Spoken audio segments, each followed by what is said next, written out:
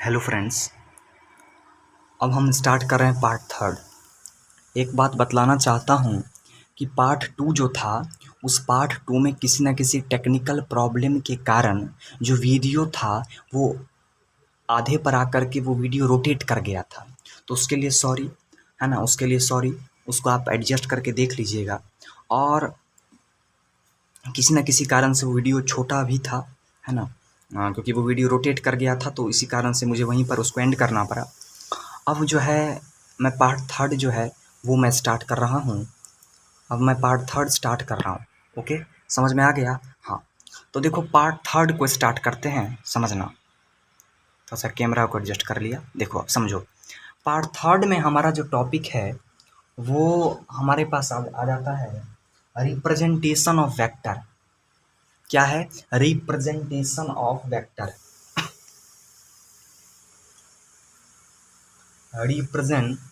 Representation of vectors. यार जो vectors हमने पढ़ा उस वेक्टर्स को कैसे रिप्रेजेंट करते हैं, उस वेक्टर को कैसे रिप्रेजेंट करते हैं। तो हम पढ़ रहे हैं रिप्रेजेंटेशन ऑफ वेक्टर्स। कोई अगर वेक्टर्स आपको मिले तो उस वेक्टर को आप रिप्रेजेंट कैसे करोगे, आप उसको डिनोट कैसे करोगे, उसको समझो। कोई अगर आपको वेक्टर मिलता है तो आप उसको रिप्रेजेंट कैसे करोगे, आप उसको डिनोट कैसे करोगे, उसको समझना। देखो, तो रिप्रेजेंट करने का अपने पास दो तरीका होता है, ध्यान से सुनना। रिप्रेजेंटेशन का दो तरीका होता है। पहला तरीके को कहते हैं, पहला जो तरीका होता है उसको हम कहते हैं सिंबॉलिक रिप्रेजेंटेशन। सिंबॉलिक रिप्रेजेंटेशन कहते हैं, सिंबॉलिक रिप्रेजेंटेशन। और अपने पास जो दूसरा रिप्रेजेंटेशन होता है उसको अपन कहते हैं ग्राफिकल, ग्राफिकल रिप्रेजेंटेशन। क्या कहते हैं? Graphical representation. एक को कहते हैं सिंबॉलिक रिप्रेजेंटेशन, दूसरे को कहते हैं ग्राफिकल रिप्रेजेंटेशन। समझ में आ रहा है कि नहीं आ रहा? आ रहा होगा यार। एक को कहते हैं सिंबॉलिक रिप्रेजेंटेशन, दूसरे को कहते हैं ग्राफिकल रिप्रेजेंटेशन। समझ में आया इतना? हाँ, तो सबसे पहले हम बात करेंगे आपको सिंबॉलिक रिप्रेजेंटेशन के बारे में। तो यहाँ पर देंगे हम पहले heading symbolic representation. Symbolic representation, symbolic representation of vectors. ठीक है ना? हाँ, तो सिंबॉलिक रिप्रेजेंटेशन को अब ध्यान से सुनोगे, मैं बता रहा हूँ, ध्यान से सुनना। अब देखो, हमने एग्जाम्पल में पढ़ा कि हमारे पास जो फोर्स होता है वो फोर्स एक वेक्टर क्वांटिटी। किस कारण से? क्योंकि फोर्स के पास मैग्नीट्यूड होता है, फोर्स के पास डायरेक्शन होता है और वो वेक्टर लॉ को फॉलो निश्चित रूप से करता है। समझ में आ गया? हाँ। तो फोर्स अगर एक वेक्टर क्वांटिटी है तो आप क्या करोगे, फोर्स को अगर वेक्टर आपको दिखाना होगा कि फोर्स एक वेक्टर क्वांटिटी है तो आप फोर्स का एफ लिख लोगे। क्या लिख दोगे? फोर्स का जो शॉर्ट में लिखते हैं एफ में लिखते हैं। अब एफ के ऊपर में आप क्या करना, एफ के ऊपर में आप या तो एरो डाल देना या आप एफ के ऊपर में एक बार लगा देना। एफ के ऊपर में क्या लगा दोगे? बार, एफ बार। क्या होगा? F bar. इसको हम क्या पढ़ेंगे? एफ वेक्टर ही पढ़ेंगे। इस दोनों को क्या पढ़ेंगे? एफ वेक्टर पढ़ेंगे। तो ये क्या लिखा हमने? F vector. यानी कि इससे यह पता चलता है कि फोर्स एक वेक्टर क्वांटिटी है। फोर्स क्या है? एक वेक्टर क्वांटिटी है। समझ में आ गया? हाँ, समझ में आ गया? हाँ, तो फोर्स का क्या पता चलता है कि फोर्स एक वेक्टर क्वांटिटी। तो आप एफ के ऊपर में या तो एरो लगाओ या बार लगाओ। ये क्या हुआ? F vector. क्या हुआ? फोर्स एक वेक्टर क्वांटिटी, एफ वेक्टर, इसको पढ़ेंगे। समझ में आ गया? अब मैंने लिखा acceleration, AC A double C, spelling गलत हो गया, एक सेकेंड। मैंने क्या लिखा? एसिलरेशन। एसिलरेशन, तो एसिलरेशन क्या है? एसिलरेशन एक वेक्टर क्वांटिटी है, उसके पास मैग्नीट्यूड, डायरेक्शन, वेक्टर लॉ को फॉलो करता है। तो ये क्या है? एसिलरेशन। एसिलरेशन आपका एक वेक्टर क्वांटिटी है। अब एसिलरेशन को आप सिंबॉलिक तरीके से कैसे रिप्रेजेंट करोगे और बताओगे कि एसिलरेशन एक वेक्टर क्वांटिटी है। तो इसको बताने के लिए आप क्या करोगे? एसिलरेशन को शॉर्ट में लिखते हैं हम ए, तो आप ए के ऊपर में वेक्टर लगा दोगे या आप ए के ऊपर में बार लगा दोगे। ये क्या होगा? ए वेक्टर पर आ जाएगा। क्या पर आ जाएगा? ए वेक्टर। इससे यह पता चलता है कि एक्सीलरेशन एक वेक्टर क्वांटिटी है, हमने उसको सिंबॉलिक तरीके से रिप्रेजेंट कर दिया। अब बार बार थोड़ी ना लिखेंगे acceleration is a vector quantity, acceleration is a vector quantity numerical बनाते वक्त, सीधा लिखेंगे ए वेक्टर। ए वेक्टर मतलब एक्सीलरेशन एक वेक्टर क्वांटिटी। समझ में आ गया कि उसके पास मैग्नीट्यूड भी होगा, डायरेक्शन भी होगा और वेक्टर लॉ को फॉलो भी करेगा। समझ में आ गया। और एक एग्जांपल देख लो, जैसे हम कहते हैं वेलोसिटी। वेलोसिटी तो देखो यार, वेलोसिटी क्या है? एक वेक्टर क्वांटिटी है, तो उसको अगर रिप्रेजेंट करना होगा वेलोसिटी को सिंबॉलिक तरीके से, तो आप लिखोगी क्या? वी वेक्टर लिख दोगे, वी वेक्टर, या आप वी के ऊपर में बार लगा दोगे। दोनों से यह पता चलता है कि वेलोसिटी एक वेक्टर क्वांटिटी है। आप वी के ऊपर में वेक्टर लगाओ, एरो लगाओ, वी के ऊपर में क्या लगाओ? एरो लगाओ, या वी के ऊपर में आप बार लगाओ, इसको क्या पढ़ेंगे? V vector. क्या पढ़ेंगे? V vector. इससे यह पता चलता है कि वेलोसिटी एक वेक्टर क्वांटिटी है। समझ में आ गया। तो इस तरह से आप किसी भी वेक्टर क्वांटिटी को रिप्रेजेंट करोगे। This is the way to represent any physical quantity में से कौन सा क्वांटिटी? Vector quantity. तो this is the way to represent any vector quantity. Physical quantity में से भी कौन सा क्वांटिटी? वेक्टर क्वांटिटी को रिप्रेजेंट करने का ये आपका सिंबॉलिक रिप्रेजेंटेशन हुआ। ये समझ में आ गया? हाँ सर। अब और बात बताता हूँ, ध्यान से सुनो। अब सुनो भाई, अब ये तो आपको समझ में आ गया सिंबॉलिक रिप्रेजेंटेशन। अब एक चीज़ सुनो। अब देखो, हम कह रहे हैं किसके बारे में बात कर रहे हैं? हम बात कर रहे हैं वेक्टर क्वांटिटी के बारे में। किस क्वांटिटी के बारे में सर? हम पढ़ रहे हैं वेक्टर क्वांटिटी के बारे में। अब ध्यान से सुनो, वेक्टर क्वांटिटी के बारे में हमने बताया, एक वेक्टर क्वांटिटी के पास क्या होता है? उसका मैग्नीट्यूड होता है। बेसिकली बात कर रहा हूँ, बेसिकली वेक्टर क्वांटिटी के पास मैग्नीट्यूड होता है और उसके पास डायरेक्शन होता है।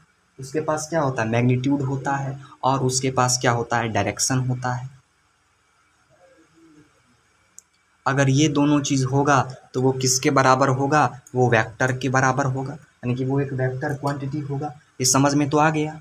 ये समझ में तो अपने को आ गया ना कि वेक्टर क्वांटिटी अगर कोई होगा तो उसके पास मैग्नीट्यूड होगा और डायरेक्शन होगा। ये बात अलग चीज़ है कि वो फॉलो करता है वेक्टर लॉ ऑफ एडिशन को, वेक्टर लॉ को। अब वो में अलग चीज़ है कि वेक्टर लॉ ऑफ एडिशन को कि सब्सट्रैक्शन को हम पढ़ेंगे, वो वेक्टर लॉ को फॉलो करता है। तो वेक्टर क्वांटिटी जो है वो मैग्नीट्यूड और डायरेक्शन, मैग्नीट्यूड और डायरेक्शन, एक वेक्टर क्वांटिटी के पास क्या होता है? मैग्नीट्यूड और डायरेक्शन, तब वो वेक्टर क्वांटिटी कहलाएगा। समझ में आया? तब यहाँ समझो, यहाँ समझना आप जरा एक मिनट। अब यहाँ समझना, देखो पहले इसको मैं इरेज करूँगा, इसको नोट कर लीजिए, इसको मैं अब इरेज कर रहा हूँ, नहीं तो इसको मैं साइड ही में लिख देता हूँ, क्योंकि इससे कोई अगर चीज़ काम पड़े समझाने के लिए तो इसको मैं रहने देता हूँ, मैं साइड में लिखने का कोशिश करता हूँ। थोड़ा देखिएगा ध्यान से। देखो, आपको मैंने अभी बताया कि वेक्टर क्वांटिटी के पास क्या होता है? मैग्नीट्यूड होता है और डायरेक्शन होता है। ये तो समझ में आ गया, तब वो वेक्टर क्वांटिटी होगा। अगर मैं कह रहा हूँ एक्सीलरेशन, एक्सीलरेशन की अगर बात करें, या फिर कोई वेक्टर क्वांटिटी अलग से ले लेते हैं। मान लो हमने कोई एक वेक्टर क्वांटिटी ए ले लिया, ए के ऊपर में वेक्टर लगाया, इसका मतलब क्या हुआ? ए कोई एक वेक्टर क्वांटिटी है। ए जो है क्या है? ए मतलब एक्सीलरेशन मत समझना, ए एक्सीलरेशन को स्मॉल ए से दर्शाते। मैंने ए कोई रफली कोई मतलब कोई भी ले लिया, कोई भी वेक्टर हो सकता है। यहाँ पर ए की जगह पर मैंने मान लिया, इमेजिन कर लिया ए क्या है? कोई वेक्टर क्वांटिटी है, तो ऊपर में लगा दिया ए वेक्टर। ठीक है, ए वेक्टर। अगर ए कोई वेक्टर क्वांटिटी है तो उसके पास मैग्नीट्यूड होगा। तो ए वेक्टर का जो मैग्नीट्यूड होगा उसको हम कैसे लिखेंगे? ऐसे लिखेंगे, दो डंडा बना देंगे, बीच में ए को लिख देंगे। इसको कहते हैं मॉड ऑफ ए। इसको क्या कहते हैं? मॉड ऑफ ए। क्या कहते हैं इसको? मॉड ऑफ ए। ये डंडा का मतलब होता है मॉड। मॉड क्या होता है सर? तो थोड़ा सा बता देता हूँ, अभी उतना मॉड के बारे में मत समझो, थोड़ा सा बात बता देता हूँ। मॉड जो होता है ना, मॉड एक ऐसा सिंबल है, अगर मॉड के अंदर, ध्यान समझना, मैं कह रहा हूँ अगर मॉड के अंदर, अगर इस मॉड के अंदर, ध्यान सुनना, अगर इस मॉड के अंदर कोई भी क्वांटिटी है तो वो क्वांटिटी हमेशा पॉजिटिव बन करके ही निकलेगा। अगर मैं कह रहा हूँ मॉड का 5 तो हमेशा 5 निकलेगा। अगर मैं कह रहा हूँ -5 का मॉड तो वो हमेशा 5 निकलेगा। अगर आप पॉजिटिव का मॉड करोगे तो पॉजिटिव निकलेगा, ये तो फिक्स है। लेकिन अगर आप नेगेटिव का मॉड कर दोगे तो आपका पॉजिटिव ही निकलेगा। मतलब इसके अंदर कुछ भी रहे, माइनस रहे प्लस रहे, हमेशा वो प्लस ही निकलता है बाहर। इसमें से जो निकलता है वो प्लस ही निकलता है। माइनस दोगे तो भी प्लस ही निकलेगा, प्लस दोगे तो प्लस निकलेगा ही। तो इसको कहते हैं मॉड। तत्काल ये समझो, मॉड किसको बताता है आप समझ लो। ये मॉड, ये डंडा लग गया तो ये मैग्नीट्यूड को बताता है। तो मॉड का मतलब समझ में आ गया, ठीक है ना। तो किसी भी चीज़ को मैं मॉड लगाएं तो हमेशा पॉजिटिव चीज़ निकलेगा। खैर वो चीज़ आप समझ लो, है ना। तो मॉड समझ में आ गया। तो मैंने कहा क्या, वेक्टर क्वांटिटी अगर होगा तो उसके पास मैग्नीट्यूड होगा और डायरेक्शन होगा। तो मान लिया मेरे पास ए कोई एक वेक्टर क्वांटिटी है तो उसके पास मैग्नीट्यूड होगा। तो ए का जो मैग्नीट्यूड लिखेंगे वो हम कैसे लिखेंगे, हम ए जो कोई फिजिकल क्वांटिटी है उसका मैग्नीट्यूड कैसे लिखेंगे, वो फिजिकल क्वांटिटी के दोनों तरफ डंडा लगा देंगे। तो ए मॉड, तो वो क्या हो गया, मैग्नीट्यूड हो गया। ये किसको दर्शा रहा भाई, ये दर्शा रहा है किसको, मैग्नीट्यूड को। किसको दर्शा रहा है, ये मैग्नीट्यूड को दर्शा रहा है। मैं लिख देता हूँ, ये मैग्नीट्यूड को दर्शा रहा। अभी मैंने कहा कि कोई भी वेक्टर क्वांटिटी, मान लो ए क्या है, ए एक वेक्टर क्वांटिटी, ए क्या है, एक वेक्टर क्वांटिटी है। उस वेक्टर क्वांटिटी के पास मैंने क्या कहा, मैग्नीट्यूड होता है। तो उस मैग्नीट्यूड को कैसे लिखेंगे, मॉड में लिख देंगे। मॉड के अंदर उस फिजिकल क्वांटिटी को, उस वेक्टर को, तो क्या हो गया, मॉड ए। और उसके पास मैंने कहा डायरेक्शन भी होता है। तो डायरेक्शन कैसे लिखोगे यार, डायरेक्शन कैसे लिखोगे, तो डायरेक्शन लिखने के लिए आप क्या करोगे, ए के ऊपर में आप ऐसे लिख दोगे, ए के ऊपर में ऐसा लगा दोगे डंडी। इसको कहते हैं कैप। इसको क्या कहते हैं, कैप। टोपी पहना है ना, ये क्या पहना दिया, ये मैंने टोपी पहना दिया ए को। ए के ऊपर में देखो ना, ध्यान से अगर दिख रहा होगा, मैं थोड़ा जूम कर रहा हूँ, अगर मैं जूम कर पा रहा हूँ, अगर दिख रहा होगा तो देखो।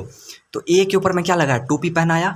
ये जो टोपी पहनाते हैं इसको क्या कहते हैं, कैप कहते हैं। आज से अगर कहीं पर ये टोपी दिखे किसी भी चीज़ के ऊपर में तो उसको क्या कहोगे, कैप कहोगे। उसको क्या कहोगे, कैप। अगर किसी भी चीज़ के ऊपर में, अगर किसी भी चीज़ के ऊपर में अगर इस हिसाब का अगर आपको दिखे तो इसको क्या कहते हैं, ये टोपी है, इसको आप क्या कहोगे, कैप कहोगे। इसको आप क्या कहोगे, कैप, सिंपल कैप। तो ये वही ए के ऊपर में क्या दिखा आपको, इस हिसाब का दिखा स्ट्रक्चर, तो इसको हम कैप कहते हैं, ए कैप। ठीक है, ये किस चीज़ को दर्शाता है, तो ये आप समझ लो, ये दर्शाता है डायरेक्शन को। ये किस चीज़ को दर्शाता है, ये अब मैं छोटा कर रहा हूँ, ये दर्शाता है किस चीज़ को, ये दर्शाता है डायरेक्शन को। किसको, डायरेक्शन को। ये दर्शाता है डायरेक्शन को। समझ में आ गया। तो अगर कोई भी ए वेक्टर मान लो है, कोई भी अगर ए वेक्टर है आपके पास, ठीक है, ए वेक्टर हमने अभी बताया, कोई वेक्टर अगर होगा, वेक्टर क्वांटिटी, उस वेक्टर क्वांटिटी के पास मैग्नीट्यूड होता है, डायरेक्शन होता है, तभी वो वेक्टर क्वांटिटी होगा। तो अगर कोई वेक्टर क्वांटिटी अगर है तो उस वेक्टर क्वांटिटी के पास क्या होगा, मैग्नीट्यूड होगा। मैंने लिखा नीचे में मैग्नीट्यूड, तो उसको मैग्नीट्यूड को मैंने कैसे दर्शाया, ए का उस वेक्टर का मॉड लेकर के, उस वेक्टर का मॉड लेकर के तो मैंने उसको मैग्नीट्यूड दिखाया है। और उस वेक्टर का अगर आप ऊपर में कैप लगा दोगे तो वो किसको दर्शाएगा, डायरेक्शन को दर्शाएगा। अगर आप उस वेक्टर के ऊपर में कैप लगा दोगे तो वो किसको रिप्रेजेंट करेगा, डायरेक्शन को।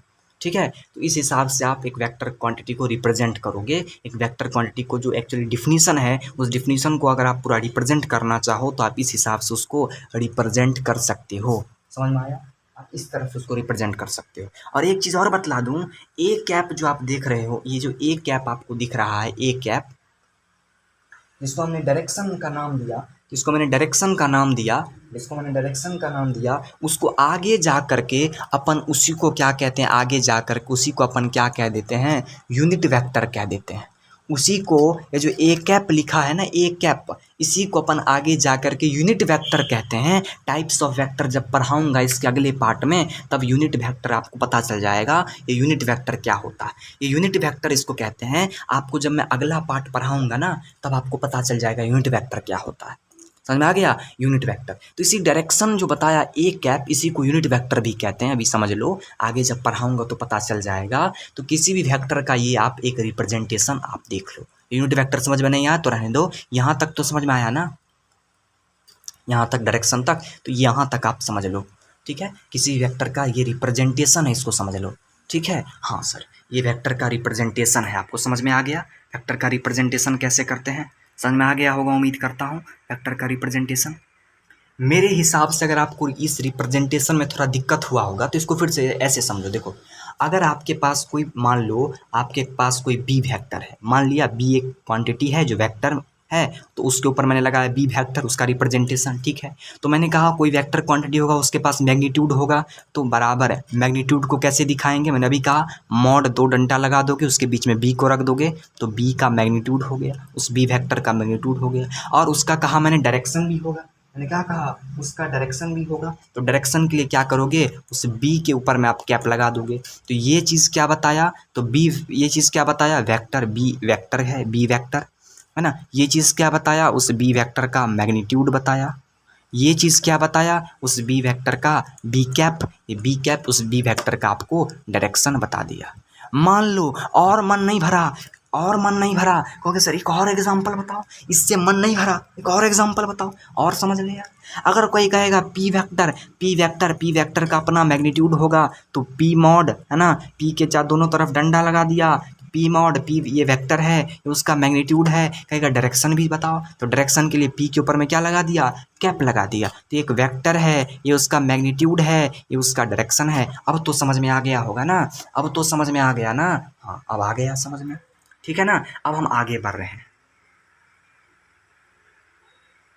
तो यहाँ तक हम नोट करेंगे, आगे बढ़ रहे हैं। अब आप बोलो क्या आपको डायरेक्शन आता है, कि डायरेक्शन कौन सा किधर होता है, नहीं आता होगा डायरेक्शन, तो देख लो डायरेक्शन समझ लो थोड़ा सा। देखो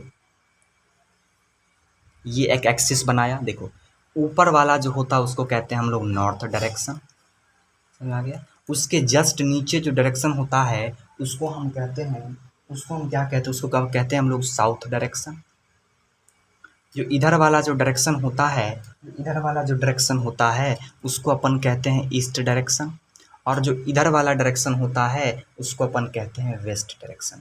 डायरेक्शन समझ में आ गया, ऊपर नॉर्थ, इधर नीचे, उसके नीचे साउथ, इधर ईस्ट, इधर वेस्ट, ये डायरेक्शन समझ में आ गया सबको, डायरेक्शन समझ में आ गया, हाँ सर आ गया। देखो अब अगर मैं कह रहा हूँ सपोज कि ये एक गेंद है, ये क्या है, एक गेंद है सर। इस गेंद पर अगर हम क्या करते हैं 10 न्यूटन का अगर अपन फोर्स लगा देंगे, 10 न्यूटन का अगर अपन इस गेंद पर क्या करेंगे, फोर्स लगाएंगे, इस गेंद पर 10 न्यूटन का फोर्स लगाओ, 10 न्यूटन का अंदर से फोर्स लगाओ गेंद पर, हाँ सर लगा देंगे, अपन को कोई दिक्कत नहीं है, 20 न्यूटन का फोर्स लगा देंगे सर। तो 10 न्यूटन का जब इस गेंद पर फोर्स लगाओगे तो गेंद ऊपर जाएगा। तो अगर इसको हमको रिप्रेजेंट करना होगा वेक्टर के फॉर्म में, तो कैसे रिप्रेजेंट करेंगे, तो हम यहाँ पर लिखेंगे क्या, कि यहाँ पर फोर्स क्या है, एक वेक्टर है, तो मैं लिख दूंगा एफ वेक्टर, क्या लिख दूंगा, F vector is equal to 10 newton का फोर्स लगाया, इसका फोर्स लगाया 10 न्यूटन का फोर्स लगाया ना, तो लिख दूंगा 10 न्यूटन। तो 10 क्या है, इस वेक्टर का 10 क्या है, मैग्नीट्यूड, और n क्या है, यूनिट, लिख दिया 10 न्यूटन। अब किधर की ओर लगाया, ऊपर की तरफ लगाया, तो ऊपर की तरफ कौन सा डायरेक्शन है, नॉर्थ, बहुत ऊपर की तरफ लगाना फोर्स, तो ऊपर की तरफ कौन सा डायरेक्शन है, नॉर्थ, तो मैं लिख दूंगा एफ वेक्टर किधर की ओर है ना, 10 न्यूटन फोर्स किधर की ओर, नॉर्थ की तरफ। अब देखो ये जो 10 न्यूटन लिखा, ये तो मैग्नीट्यूड हो गया, और ये क्या हो गया, डायरेक्शन, तो ये क्या एफ वेक्टर हुआ कि नहीं हुआ, एक वेक्टर के पास मैग्नीट्यूड और डायरेक्शन होता, ये हो गया मैग्नीट्यूड, ये हो गया डायरेक्शन, तो हो गया 10 न्यूटन नॉर्थ, 10 न्यूटन नॉर्थ, ये क्या हो गया, वेक्टर हो गया। अब इसको अगर अपन को रिप्रेजेंट करना होगा तो अपन कैसे रिप्रेजेंट करेंगे, अपन रिप्रेजेंटेशन इस प्रकार करेंगे, F vector is equal to, ये क्या है मैग्नीट्यूड, तो मैग्नीट्यूड को कैसे लिखेंगे, एफ का मॉड, और ये क्या है डायरेक्शन, तो डायरेक्शन किधर कैसे लिखेंगे, कैप, तो एफ कैप, एफ पे क्या लगा दिया, कैप लगा दिया। तो ये हमारे पास रिप्रेजेंटेशन हो गया, समझ में आ गया, ये क्या हो गया अपन के पास, रिप्रेजेंटेशन हो गया, समझ में आया, नहीं आया समझ में, एक और समझो। अगर अपन के पास समझ लो ये एक कोई सामान रखा हुआ है, समझ में आया, इस सामान पे अगर अपन क्या करते हैं, अगर अपन 40 न्यूटन का क्या करते हैं अपन, अगर फोर्स लगाते हैं इस सामान पर, धक्का देते हैं 40 न्यूटन का फोर्स लगाते हैं, अगर अपन इस सामान पर 40 न्यूटन का अगर फोर्स लगाएंगे, तो अपन देखो यहाँ पर अगर हम 40 न्यूटन का फोर्स लगा रहे हैं, तो हमारा एफ वेक्टर क्या हो गया, एफ वेक्टर हो गया किसके बराबर, अपन का एफ वेक्टर किसके बराबर हो गया, 40 न्यूटन फोर्स लगाया हूँ। अब देखो डायरेक्शन, देखो ध्यान से, डायरेक्शन इधर की ओर है। हमने डायरेक्शन में ये देखो डायरेक्शन जो बनाया इधर की ओर डायरेक्शन, फोर्स भी इधर की ओर। तो इधर वाला डायरेक्शन कौन सा है? ईस्ट है। तो किधर की ओर लगा ये फोर्स? ईस्ट की तरफ लगा। समझ में आ गया? ये हो गया पूरा 40 मैग्नीट्यूड। ये क्या हो गया? डायरेक्शन। तो क्या वेक्टर है फोर्स? हाँ बिल्कुल वेक्टर क्वांटिटी है, बिल्कुल वेक्टर क्वांटिटी है। तो इसको रिप्रेजेंट कैसे करेंगे? एफ वेक्टर, जैसे इसमें किए थे, जैसा इसमें किए थे। तो मैग्नीट्यूड को कैसे दर्शाएंगे? एफ का मॉड, एफ का मॉड। और डायरेक्शन को कैसे दिखाएंगे? एफ पर क्या लगा करके? कैप लगा करके। एफ पर क्या लगा करके? कैप लगा करके। यार अब तो समझ में आ गया होगा ना, अब तो समझ में आ गया होगा कि रिप्रेजेंटेशन कैसे करते हैं वेक्टर का। अब तो रिप्रेजेंटेशन तो क्लियर हो गया होगा। रिप्रेजेंटेशन, हाँ सर हो गया क्लियर, अब तो हो गया क्लियर है सर, अब तो समझ में आ गया। अब आगे बढ़ो। तो ये मेरा क्या था? ये था पूरा का पूरा सिंबॉलिक रिप्रेजेंटेशन। मैंने बताया था ना रिप्रेजेंटेशन का 2 टाइप, सिंबॉलिक और ग्राफिकल। तो ये पूरा का पूरा अपन ने समझ लिया सिंबॉलिक रिप्रेजेंटेशन ऑफ वेक्टर। यहाँ पर अपन ने क्या समझा? Symbolic representation of vector. ये समझ में जब आ गया सिंबॉलिक रिप्रेजेंटेशन ऑफ वेक्टर, तब हम आगे बढ़ रहे हैं, तब हम आगे बढ़ते हैं। ठीक है ना, चलो आगे बढ़ रहे हैं। अब हमने रिप्रेजेंटेशन ऑफ वेक्टर में हमने सिंबॉलिक रिप्रेजेंटेशन तो पढ़ लिया। अब हमारे पास दूसरा रिप्रेजेंटेशन आता है ग्राफिकल रिप्रेजेंटेशन। ग्राफिकल रिप्रेजेंटेशन है ना, ग्राफिकल रिप्रेजेंटेशन। अब इसको ध्यान से समझना, ग्राफिकल रिप्रेजेंटेशन को देखो ध्यान से। सबसे पहले देखो ध्यान से, अगर कोई वेक्टर है तो वेक्टर के ऊपर हम एरो देते हैं। तो देखो वही एरो मैं यहाँ पर बना रहा हूँ, वही एरो मैं यहाँ पर बना रहा हूँ। अब ध्यान से देखना एक एक पॉइंट को, नहीं तो समझ में नहीं आएगा यार, नहीं तो समझ में नहीं आएगा। ये ग्राफिकल मेथड में हमने क्या किया? सबसे पहले हमने एक एरो बना लिया। क्या बना लिया? एरो बना लिया। अब ध्यान से देखो, ये एरो का ये जो हेड है, ये कौन सा पार्ट है एरो का? हेड वाला पार्ट। कौन सा वाला पार्ट? हेड वाला पार्ट। ये जो एरो का हेड है, और ये क्या है यार? ये क्या है यार? ये एरो का ये वाला जो पार्ट है, ये एरो का टेल वाला पार्ट। इसको क्या कहते हैं? एरो का टेल वाला पार्ट। समझ में आ गया? इसको क्या कहते हैं? एरो का हेड वाला पार्ट। ये जो लाइन है ये एरो का टेल वाला पार्ट। समझ में आ गया? हाँ सर। अब सुनो ध्यान से, ये टेल वाला पार्ट जो होता है एरो का, जो टेल दिख रहा है, मैं लास्ट में इसीलिए बनाया, लेकिन ये पूरा है, यहाँ से यहाँ तक पूरा का पूरा टेल वाला पार्ट है ना। यहाँ से यहाँ तक ये जो लेंथ है यार, ये जो लेंथ दिख रहा है ना, यहाँ से लगा करके पूरा, यहाँ से लगा करके यहाँ तक, ये टेल है। ये क्या है? टेल है यार। ये क्या है? टेल। तो अब समझना, अगर मैं ये एरो बनाता हूँ तो ये वाला पोर्शन हेड है, ये वाला पोर्शन टेल है। ये पूरा लेंथ है टेल, ये छोटा सा जो दिख रहा होगा ये है हेड। अब समझो ध्यान से, अब समझो। अब मैं कह रहा हूँ ये टेल वाला जो पार्ट होता है यहाँ से लगा करके यहाँ तक, ये किसको दर्शाता है? ये दर्शाता है आपका मैग्नीट्यूड को। किसको यार? ये दर्शाता है मैग्नीट्यूड को, डिनोट करता है। ये मैग्नीट्यूड को डिनोट करता है। यहाँ से लगा करके यहाँ तक ये जो पोर्शन है ये डिनोट करता है मैग्नीट्यूड को। ये किसको डिनोट करता है? ये डिनोट करता है यहाँ से यहाँ तक वाला जो हिस्सा है, ये यहाँ से यहाँ तक वाला जो हिस्सा है ये डिनोट करता है मैग्नीट्यूड को। तो टेल किसको डिनोट किया? टेल वेक्टर का मैग्नीट्यूड बताया। टेल किसको बताया? टेल उस वेक्टर का मैग्नीट्यूड बताया। समझ में आ गया? टेल उस वेक्टर का मैग्नीट्यूड बताया। और उस वेक्टर का जो हेड होता है, इस वेक्टर का जो हेड होता है,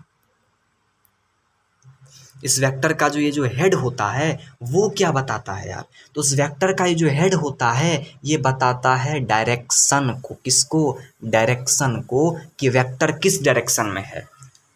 ईस्ट डायरेक्शन में, कि आप कहोगे वेस्ट डायरेक्शन में, कि नॉर्थ डायरेक्शन में, कि साउथ डायरेक्शन में, कौन सा डायरेक्शन? तो डायरेक्शन को बताएगा हेड वाला पार्ट। और मैग्नीट्यूड को, उस वेक्टर में 2 चीज़ होता है मेनली, एक चीज़ और होता है वेक्टर लॉ, वो अलग बात है। मेन चीज़ तो 2 ही होता है ना, मैग्नीट्यूड और डायरेक्शन, मेन चीज़। तो मैग्नीट्यूड दर्शाएगा ये टेल वाला पार्ट, यहाँ से यहाँ तक की लंबाई मैग्नीट्यूड बताएगी, टेल जिसको कहते हैं। और हेड वाला पोर्शन किसको बताएगा? डायरेक्शन को बताएगा। ये समझ में आ गया? अब ध्यान से सुनो, अगर मैं कहता हूँ ये मान लो, अगर हमारे पास एक डायग्राम है, मान लो, ध्यान से सुनना, अगर हमारे पास ये एक डायग्राम है, समझना ध्यान से, इस डायग्राम में ये देखो, ये वाला कौन सा पोर्शन हो गया, ये नॉर्थ हो गया, सामने आ गया, ये नॉर्थ हो गया, और ये हमारे पास क्या हो गया, ये हमारे पास ईस्ट हो गया। ये क्या हो गया, हमारे पास ईस्ट हो गया। मान लो यहाँ से यहाँ तक कोई वेक्टर है, यहाँ से यहाँ तक क्या है, वेक्टर, मैंने ठीक बीच में बनाया, तो ये एंगल कितना हो जाएगा, ये एंगल मान लो, ये एंगल हमारे पास हो जाएगा 45 डिग्री। कितना हो जाएगा, 45 डिग्री, ठीक है ना। हाँ, तो इसको मैं क्या लिखूंगा, इसको मैं लिखूंगा क्या, तो इसको मैं लिखूंगा, और यहाँ पर एक चीज़ समझ लो, और यहाँ पर फोर्स मैंने लगाया, यहाँ पर मैंने फोर्स लगाया कितना, न्यूटन का, सपोज 20 न्यूटन का। एक बार फिर से समझ लो, ये मैंने डायग्राम बनाया, ये एक देखो, ये नॉर्थ का डायरेक्शन, ये ईस्ट का डायरेक्शन, ये ग्राफ बनाया हूँ, उसमें ये जो वाई एक्सिस है ये नॉर्थ को दिखा रहा है, और ये जो ईस्ट है ये एक्स एक्सिस को दिखा रहा है, और बीच में ठीक मैंने वेक्टर बनाया, यहाँ पर सपोज मैंने फोर्स लगा रहा हूँ मैं 20 न्यूटन का। कितना न्यूटन का यार, 20 न्यूटन का फोर्स, और एंगल कितना है, 45 डिग्री।